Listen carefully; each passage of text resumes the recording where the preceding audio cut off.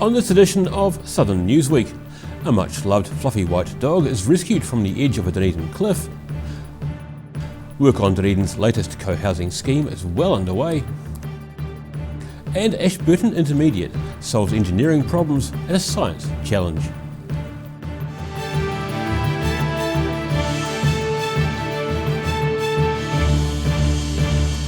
Kia ora, good evening, I'm Daryl Baser.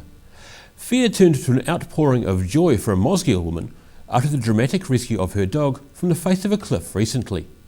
Linda Reid was walking Benji, the 5-year-old Maltese, around Andersons Bay Cemetery when Benji dashed off, chasing a furry feed. When a routine dog walk becomes a cliff-top rescue, possibly thanks to a small canine's taste for rabbit. Didn't even catch the rabbit, eh? Safely back on terra firma after a couple of hours on a ledge halfway down Lawyer's Head, Benji the Maltese accepts a few pats from one of his rescuers. Well, it's something we don't do all the time, but we are trained for it, so, you know, it's a team effort, so I felt perfectly safe with all these people backing me up, so, yeah, so all good. However, it wasn't all good earlier on Friday when Benji was nowhere to be seen or heard. Responding to the call, crews from St Kilda and Lookout Point fire stations arrived, supported by specialist personnel from other stations. Crew members quickly setting up a rescue line down the cliff. I didn't hear him initially, and I asked another golfer if I could borrow his ears, and we listened, and he's, no, it's a dog over on the beach. So, and then after about 3/4 of an hour, I knew. They eventually heard a sound from the dog halfway down the cliff face on Lawyer's Head. Linda Reid called her husband Kelvin and they called emergency services around 2:20 p.m. Well, the guys are just saying he was kind of right on a ledge. The next step was over. So, very lucky, I would say. After a nervous hour since the call, firefighters emerged at the top of the cliff with a shaken but unharmed dog. Kelvin and Linda Reid were overjoyed to be reunited with their much-loved, rescued and slightly grubby pet. The Reids are hugely grateful to the firefighters. In Dunedin, the South Today. Construction of Dunedin's co-housing scheme is well underway and should be ready for residents to move in by the end of the year. Located on the former site of High Street School, the project will have 24 units, all of which are already sold. Former High Street School in Dunedin, now the site of a co-housing community under construction. The units are designed to create warm and comfortable housing with a low ecological footprint. The construction being a little different to normal, using structurally insulated panels to create dwellings as energy efficient as a passive house. We've got features such as triple glazing, European windows, airtight construction, super insulated walls. While the homes are self-contained, they share additional facilities such as extra guest rooms, workshops, common gardens and green areas. Most of the units are aggregated into 2 blocks of terrace-like housing with a strong community feel. They all face onto a sunny sort of central courtyard. People have got their own patios by their back doors, but then beyond that you've got common kind of green space, common car park in the centre as well. All the units are they face the spaces in what's called the common house, which is the old school building. It's been repurposed. So there's a lot of intentional trying to encourage interactions between residents so that it just becomes a more social and interesting place to live. The former school site was bought by Urban Co-housing Ōtepoti in 2013 with the aim of creating a neighbourhood built on ecological values which encourage social interaction. Really the concept is that it's just designed to be a more sociable, more sort of sustainable kind of community than your typical standalone house on a standalone section. The first 3 units are already complete and all 24 units have already been sold. It's hoped construction of the entire project will be complete by Christmas next year. In Dunedin, the South Today. The Ashburton Intermediate School Hall was recently the hive of activity and concentration as it hosted an ePro 8 Challenge semi-final. Nearly 50 Year 5 and 6 pupils competed in a mix of hands-on challenges using engineering, problem-solving skills and innovation. Competing in a range of challenges. Intermediate pupils from 20 out of the 23 schools in the Mid-Canterbury district taking part in the ePro series of events. The leading teams from there go through to a semi-final, which we're running here today. This is one of many semi-finals, and teams go from the semi-final through to the grand final, which will be at the Canterbury University. ePro Challenge Regional Coordinator Steve Aitken says the events are part of a nationwide competition aimed at challenging young minds to show problem solving and teamwork skills. And they spend 2.5 hours working with the electronics and all the stuff off the workstation to build structures and solve mathematical problems to get points. The semi-finals were split into 2 groups, Years 7 and 8 on one evening, followed by the 5th and 6th year pupils the following day. Aitken says it tests the pupils in many ways and keeps them focused. For 2.5 hours, they are nowhere else. They're right in the pocket. They are focused, they're collaborating, they're problem solving, they're using all these soft skills of communicating, dealing with frustration, working through things. But for 2.5 hours, you won't see them focused on anything else. It's absolutely amazing. The Year 7 and 8 competition was won by St Joseph's School Ashburton team St Joe's Bros, with Ashburton Christian School's Brainiacs in second, and third, Mount Hutt College's Supersonic. Aitken says these days many children have a screen knowledge of electronics, but little practical skills in how to put things together. But we're finding that a lot of them don't have sheds or things like that to manipulate things with these days. So when they come to the build, it's sort of like they're learning and discovering it on the fly, some of them. In the Year 5 and 6 competition, Karoo Peel Forest's Karoo Karushes won, with Geraldine Primary School's GPS Magic coming second and Methven Primary School's MPS Red placing third. 3 other semi-finals were being held around Canterbury, leading up to the grand final at Canterbury University in Christchurch on August 28th. In Ashburton, the South Today. Bayfield High School senior Eva Hoffmans returned to Dunedin recently, bearing a gold medal for rowing. Only a week earlier, the 17-year-old had been part of a 4-woman team whose quadruple sculls crew finished first at the World Rowing Junior Champs in Tokyo. Dunedin High School pupil Eva Hoffmans greeted by enthusiastic friends on her return to Dunedin, following a win for her quadruple sculls crew in Japan just over a week ago. Schools had to take a back seat for the last few months leading up to last week's World Rowing Junior Champs in Tokyo. I left on June the 2nd to Cambridge to train for 8 weeks. And then, I can't remember when, but sometime at the end of July, the whole team, we flew over to Japan, and then from Narita Airport we flew to the airport in Lake Biwa, which is where we trained for 2 weeks before catching the bullet train to Tokyo, where I've been until yesterday morning. She says the team's impressive win hasn't quite settled in yet. I think my way of coping before races is that I try not to think about the race, and so I think maybe that stops me from thinking about it afterwards as well. So that's something to work on, I think. Normally Hoffmans rows single sculls, but she enjoyed working as part of a team, and she says their German rivals were the ones to watch out for. The past 3 months, all our training, we've imagined the Germans were just in front of you, and the Germans were just in front of us. During the race, the team just put their heads down and concentrated on rowing hard the whole way, ignoring their competitors. But we just, heads in the boat, that's one of our calls, and we just focus on pushing up. And it's the same as the heat on Wednesday in the final. We just rode through them and we didn't look, it wasn't a big deal that we were doing it. Like normally in my singles, if I row through someone, I'm like, yeah, but we were like, everything can happen in the middle K of a race, and we just had to get as far away from all the other crews as possible.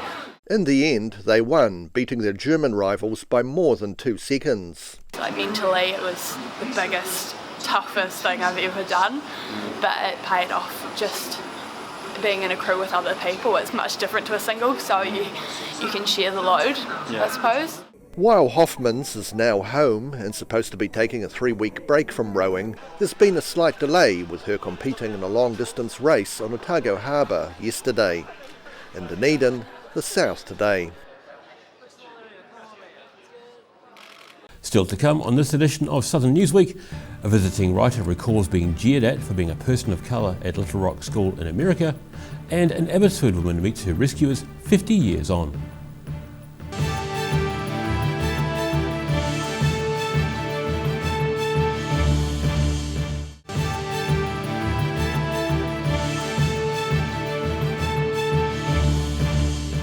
Welcome back. African-American writer and activist Elizabeth Eckford visited Dunedin to promote a book which recalls her experiences, including being the first student of colour in a white school in 1957 as desegregation began in some American states. Still statuesque and dignified, 50 years on from being the first black-skinned student to walk into an all-white school in the American state of Arkansas. Proudly going where no student of colour had gone before and captured in a photograph. I don't consider myself well known. The photograph is well known. I very much understand that the photograph is famous. Elizabeth Eckford was one of the Little Rock Nine, a group of 9 coloured people who, through forced desegregation, went to a previously all-white school. Accompanying her in Dunedin are US Consul General to New Zealand Caitlin Clow and former US Army Lieutenant Colonel Eurydice Stanley.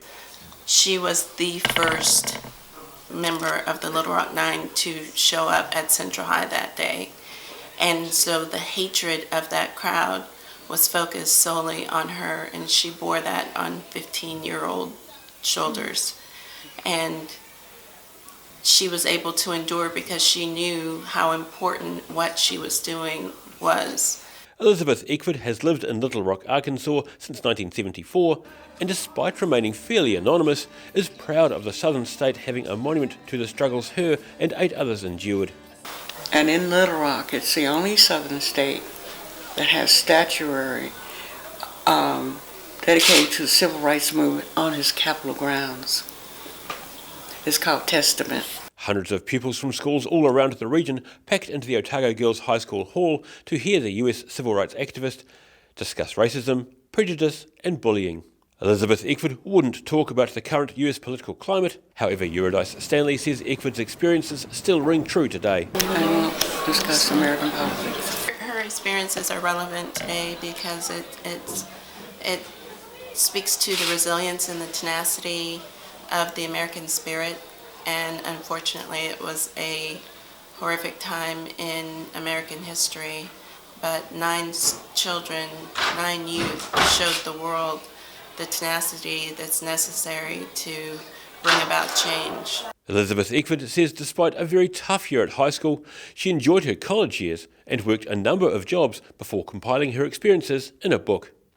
She's visiting Dunedin to discuss her life and the book called The Worst First Day, Bullied While Desegregating. In Dunedin, the South Today.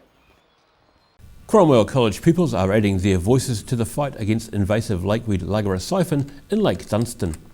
The youngsters have created their own video calling for more funding to help fight the aquatic pest. Enjoying Lake Dunstan on a hot summer's day. School pupils from Cromwell College are now calling for Lagaro siphon weed to be eradicated from the lake, something not possible with existing levels of funding. And they've rolled up their sleeves to create their own campaign video. Hi, I'm Dylan. Hi, I'm Clay. Hi, I'm Willie. Hi, I'm James. We want the Lagaro siphon to go, and we need the community on our side to do this. Hi, my name's Clay. There's nothing more annoying than having lakeweed on my line. What do you think of lakeweed? I don't really like it because all my hooks just get caught up in it when I'm fishing. I've noticed a wee bit of an increase in it, and sometimes in certain areas when I'm swimming I get a really icky feeling if I can touch weed under me. I prefer it to just be stones down below. So I've heard that it's increasing a lot in parts and it's annoying boaties and things, so I think we could do with, reducing the lakeweed if we could. Land and Information New Zealand say it's not feasible to eradicate Lagaro siphon from central Otago with current levels of funding, and they see a breakthrough in technology as the key to making significant gains in management of the weed. While $210,000 was allocated to Ligaro siphon management in Lake Dunstan this year, only half has been spent because conditions have not been right to use the herbicide, and they're waiting for better weather to do further control work. In Cromwell, the South Today. An Abbotsford woman is finally able to thank some of the people who helped her the night the land fell away and she fled her home. 40 years on from the Abbotsford slip, Suzanne Emsley has been reunited with two of the firefighters who got her and other residents to safety as their homes crumbled into a gaping void. 40 years on from the night the land fell away. It's just so nice to meet a couple of fellas that actually helped us off the hill. I mean, it was amazing. We saw yellow coats and helmets and we just saw the heroes. Suzanne Emsley is finally able to thank two of the firefighters who saved her family and other residents during the event, and says she knew she was safe as soon as she saw the firemen. We were so taken care of because of our parents, but at the same time when these guys arrived we just knew we were getting off the hill. Yay. Rescuer Alan Bridger recalls a bit of waiting around before his fellow crewmen got sick of not doing anything as the hillside continued to slide. I can remember Smithy there, we're standing waiting to go onto the slip, and they're all mucking around, and he said, "Come on, let's get going," and he threw a rope over his shoulder and away we went. Yeah, that was it. That was it. Yeah. Because he was getting pissed off at sitting around, weren't you? Bridger says there are many sights, sounds and feelings he remembers, but one part of the rescue is still in his mind as if it happened yesterday. I remember Mrs. Poland grabbing my hand up by the trees, and the trees were shaking like hell as the ground moved, and she grabbed my hand and she never let that go until we were on solid ground. I had no feeling whatsoever in that hand, whatsoever. It was gone, but it was good to get them off. At the time of the slip, Suzanne Emsley was a 14-year-old who found herself among 17 residents, including her parents and sister, stranded on moving ground. Lawrence Smithy Smith was a fireman for 30 years and says that night was when all of the years of training paid off. Everybody has 5 minutes, 15 minutes of fame, and I think that was our 5 minutes of fame on the 8th of 40 years ago. Yeah. In the middle of winter, that was one time we probably counted for everything we'd ever trained for, and did. I think it all that was what it was. That's what you hope to do, but a lot of people can do it and never get there. Along with others, Suzanne Emsley and her family watched homes and cars crash into the widening void before a group of firefighters bravely crossed the broken ground in darkness to rescue them. Meeting this week, the trio got on like a house on fire as they shared cups of tea and memories of the event. In Dunedin, the South Today. Still to come after the break on this edition of Southern Newsweek, a neon sign and other memorabilia from Sammy's nightclub are up for auction, and a flock of critically endangered black stilts are released into the wild.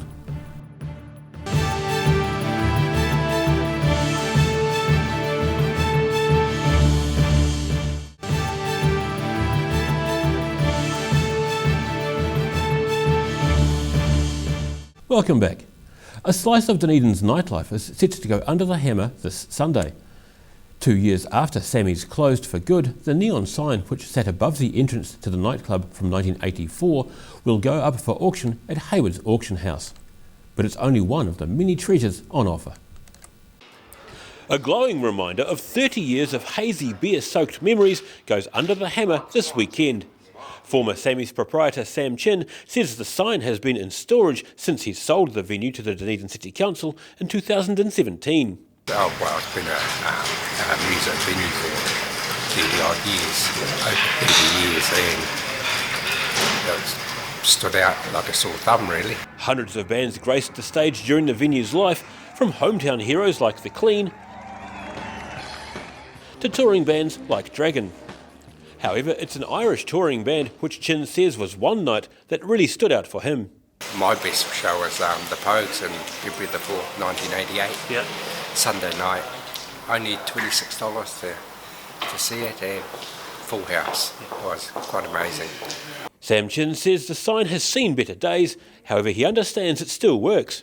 Other memorabilia from the nightclub also being auctioned includes sound and lighting equipment, as well as gig posters for some world-famous bands. Quite a few posters, not as many as I was going to put in, but I've got a lot more after being in the venues in the music trade since 78. Auction house owner John Moore says the Sammy's memorabilia is set to be auctioned alongside more than 400 other music items, including guitars, drums and stereo equipment. So this year we've managed to gather through quite a few musical instruments. Unfortunately, a lot of them came from, well, not a lot, a few of them came from a deceased estate out of Riverton, but otherwise we've had quite a few musicians who've just sort of got excess guitars they're not using anymore, or drum kit that's in the basement and that sort of thing to pull it out. Sam Chin says this sale caps off an enjoyable career in the city's music industry. And over the years I've enjoyed all the bands, and I don't sort of sing or dance or do any of that, but I enjoy putting entertainment on for people. The auction is on this Sunday afternoon at Hayward's Auction House in Dunedin. In Dunedin, the South Today.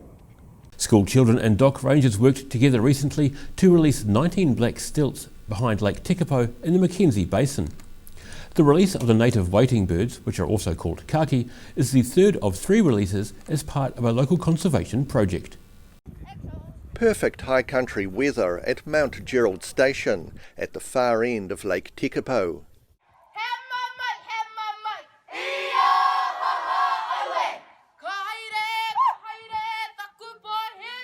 Pupils and teachers from Arowhenua Maori School joined Department of Conservation staff in releasing 19 juvenile black stilts, also called kaki, into the wild.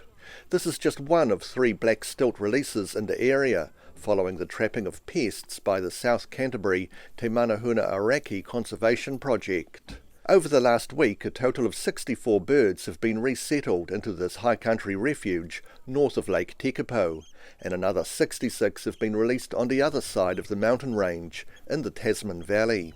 Dock Ranger Simone Cleland says they have big plans for the area, removing predators such as stoats and wildcats, as well as invasive plants. So Te Manahuna Araki, what we're wanting to do is remove all predator and pest species, so that's all of the mammal predators that we were talking about and all of the weed species like these willows out here. Once this area is totally free of predators, they're hoping the surrounding mountains and lake can act as a natural barrier to the reinvasions of pests. What we're wanting to do is use these mountain ranges that you can see all around us as a barrier, so if we trap predators out of here, that they can't come and get back into this area. So that's what we're testing here. So it's a very defendable place that we can trial this on the mainland. Last year, the adult black stilt population was estimated to be just 132 birds in the wild, meaning the species is considered critically endangered. Following these recent releases of 130 juvenile birds, this number will hopefully improve. North of Lake Tekapo, the South Today.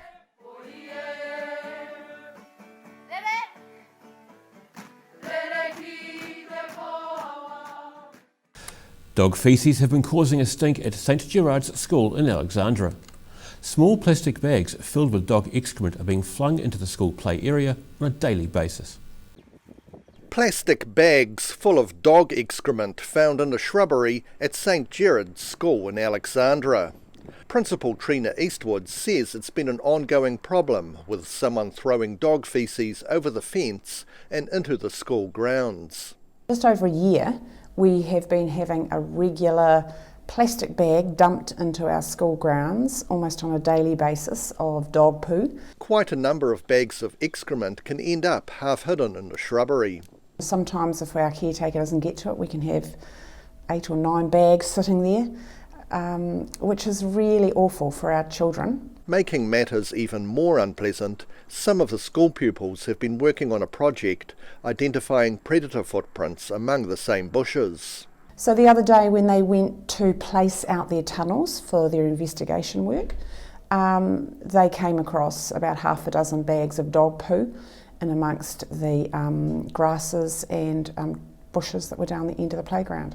The bags are knotted, ensuring the contents don't spill out, but they're still an unpleasant addition to the children's play area.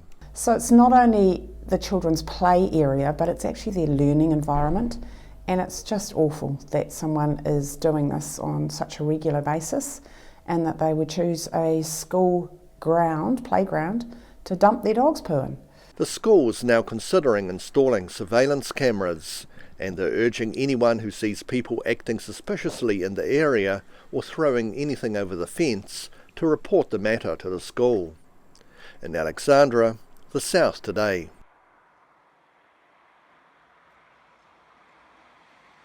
That wraps up this edition of Southern Newsweek. For the latest news from the Southern region, head to www.odt.co.nz and follow Channel 39 on YouTube and Facebook. Ka kite anō.